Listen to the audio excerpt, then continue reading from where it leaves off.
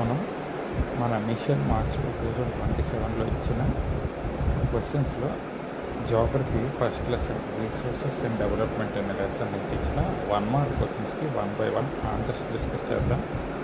ఒకసారి చూడండి, నేను 1 by 1 ఆన్సర్స్ రివీల్ చేస్తాను. మీ స్క్రీన్లో కూడా చూడవచ్చు. ఫస్ట్ క్వశ్చన్ చూడండి. What should be the percentage of forest in the geographical area? So దీనికి మన ఆన్సర్ ఏం రాయాలంటే 33% అనేది రాయాలి. సో ఇక్కడ ఆన్సర్ ఏంటి? 33% ఆఫ్ ద జియోగ్రఫికల్ ఏరియా, లేదా దీన్ని మనం 1/3 అని కూడా రాయొచ్చు. సో 1/3 అని రాసిన లేదా 33% అని రాసిన రెండింటికి ఒకటే ఆన్సర్. ఓకేనా? సెకండ్ చూడండి. On the basis of exhaustibility resources can be classified into. ఇక్కడ ఎక్స్కాస్టబిలిటీ అంటే అర్థం ఏంటంటే అంతరించిపోవడం అన్నమాట. ఎక్స్కాస్టబిలిటీ మీన్స్ అంతరించిపోవడం.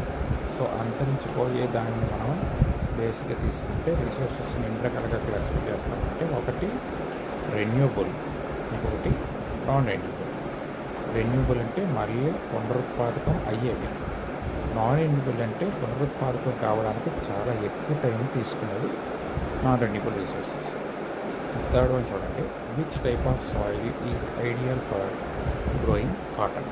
సో ఇక్కడ బాగా గుర్తుపెట్టుకోండి, కాటన్ పండించడానికి ఏ నేల అనుకూలమైంది అంటే ఇక్కడ బ్లాక్ సాయిల్ అని చెప్పారు. బ్లాక్ సాయిల్ లేదా దీన్ని రేగూడ్ సాయిల్ అని కూడా అంటారు. ఇక్కడ సింపుల్గా ఒక ట్రిక్ గుర్తుపెట్టుకోండి, బ్లాక్ అండ్ వైట్ అని గుర్తుపెట్టుకోండి. ఎందుకంటే కాటన్ అంటే ప్రతి కలర్లో ఉంటుంది, వైట్ కలర్లో ఉంటుంది కదా.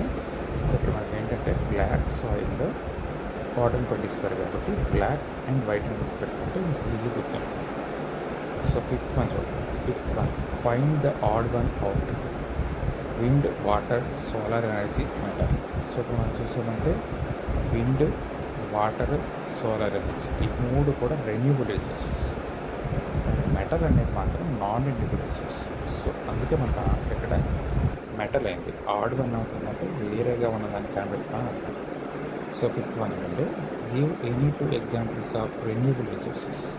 సో ఇక్కడ రెన్యూబుల్ రిసోర్సెస్ ఏంటి? విండ్ ఎనర్జీ అలాగే సోలార్ ఎనర్జీ. అలాగే sixth one, who was the author of the book small is beautiful?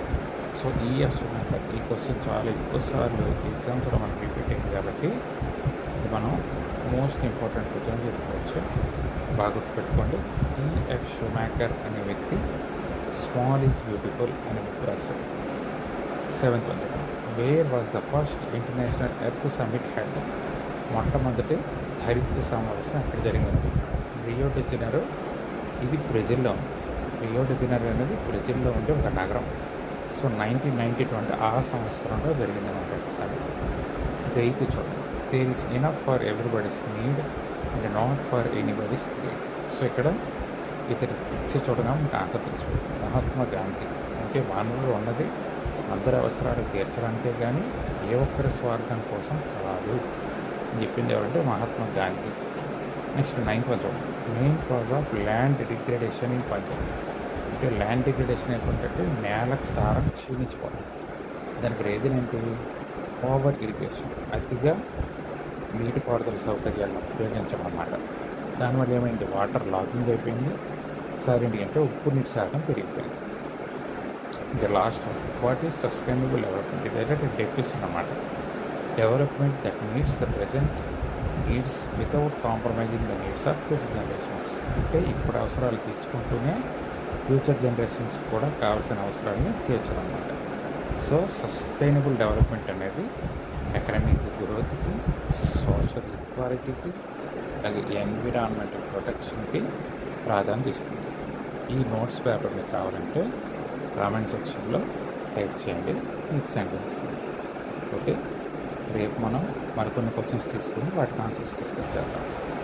All the best. Thank you very much for watching.